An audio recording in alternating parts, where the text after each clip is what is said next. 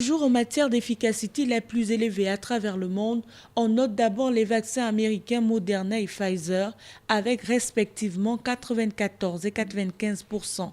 Viennent ensuite le vaccin russe Sputnik V avec 92%, le vaccin chinois Sinopharm avec 80% et 70% pour le britannique AstraZeneca. Dans l'ordre de cette efficacité, le vaccin Sinopharm est le quatrième à même de combattre le coronavirus, dont la seconde vague des contaminations s'avère de plus en plus virulente au Gabon, avec notamment une augmentation inquiétante du nombre de décès.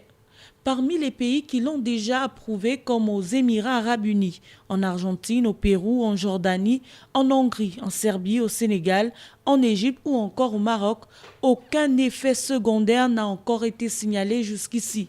Au Maroc, par exemple, 4 millions de personnes ont déjà été vaccinées, dont un nombre important avec ce vaccin Sinopharm.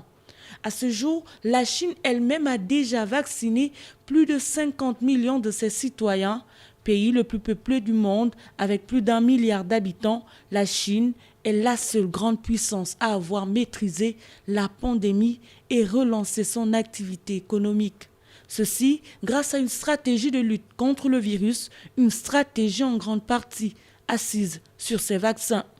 La deuxième économie du monde compte produire jusqu'à plus de 2 milliards de doses de vaccins cette année, en exportant une bonne partie vers les pays en difficulté.